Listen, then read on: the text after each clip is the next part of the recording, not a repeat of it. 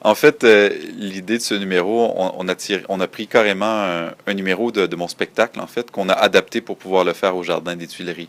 Donc, c'est un numéro que je fais dans le cadre du spectacle où je prends des meubles et je les empile pour former une structure qui instinctivement, on croit qu'elle devrait s'effondrer, qu'elle pourrait pas être soutenue de cette façon-là.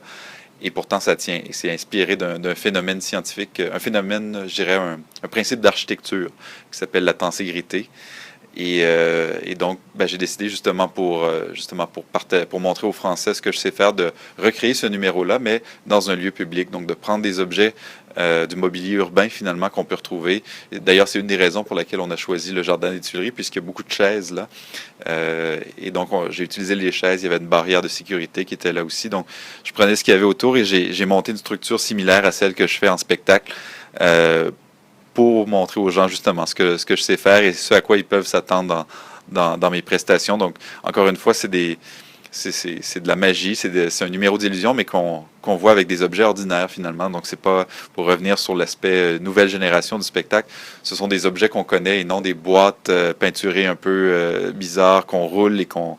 Donc, c'est un peu l'esprit aussi de ma magie de faire des choses avec des objets reconnaissables.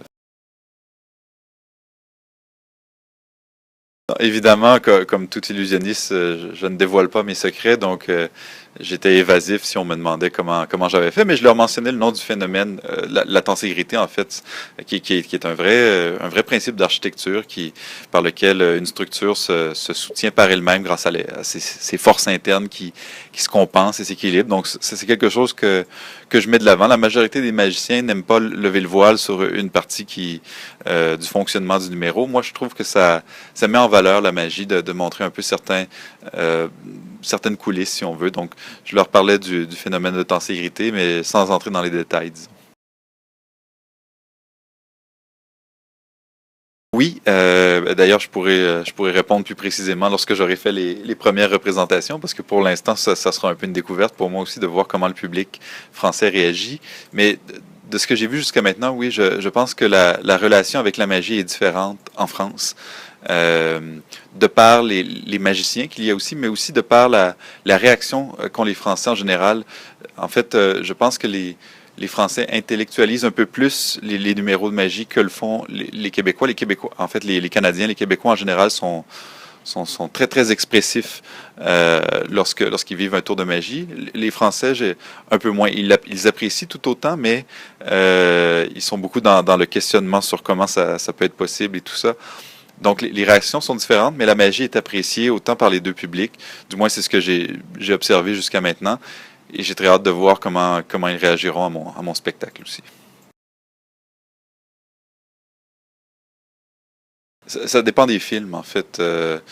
Par exemple, un film comme Insaisissable, je pense, a été très apprécié du public, mais un peu moins de la part des magiciens, puisque c'est plus ou moins réaliste, justement.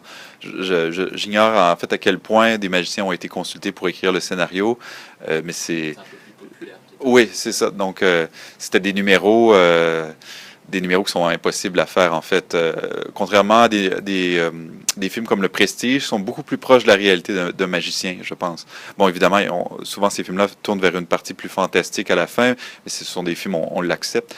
Mais je dirais que comme dans n'importe quoi, il y a certains films qui font un portrait qui est plus exact que d'autres.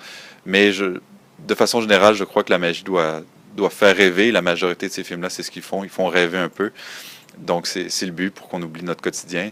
Mais je pense que la magie est un thème qui n'a pas encore été exploité à son plein potentiel au cinéma. Je ne sais pas si un jour, ça sera quelque chose auquel je m'attaquerai dans ma carrière, mais je pense qu'il y a beaucoup de choses qui peuvent être faites sur le thème de la magie.